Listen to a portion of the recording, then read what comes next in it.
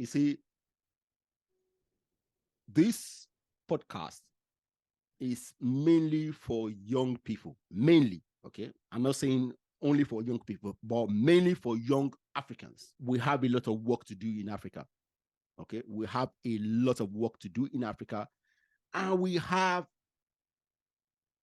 a army of young people to do the work. But if they don't engage in value adding work, nothing will happen for Africa.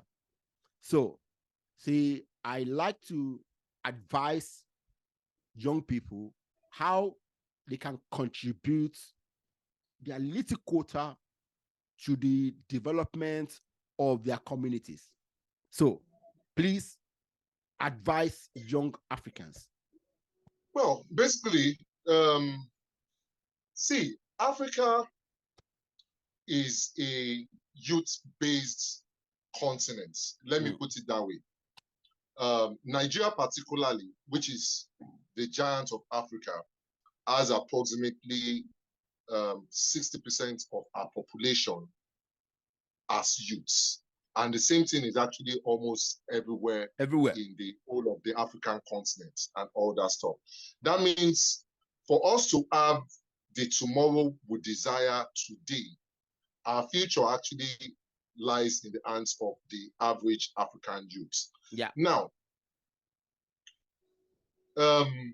charity, they say, begins at home, in the sense that we have several challenges that the African continent face. Yeah. In terms of unemployment, resources, infrastructure, and all that.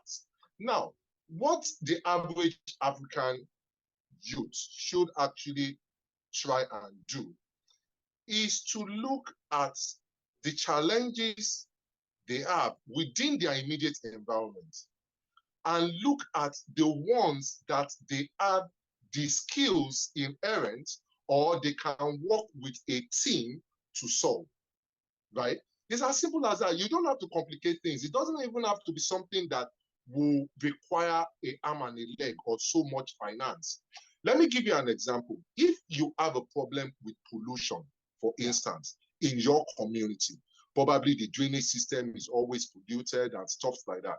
What stops you from organizing the youth association in your neighborhood to ensure that you create awareness amongst them that dumping nylon and stuff like that in drainages and all that will obviously cause the drainages to get blocked and affect everybody during the raining season and stuff.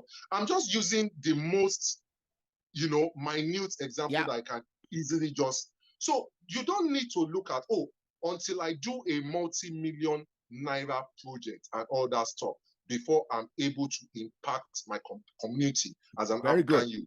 It can be as simple as, for instance, in your estates, there might be some young guys who are medical doctors or who are nurses and all that stuff. And you just do free high blood pressure checkup on a particular weekend, maybe last Saturday, or you are impacting on their health, on people's health. Very good. Right, in your community. So a lot of people always look at grandiose projects before they feel they can impact their community, right? I want them to look at the low-hanging fruits first.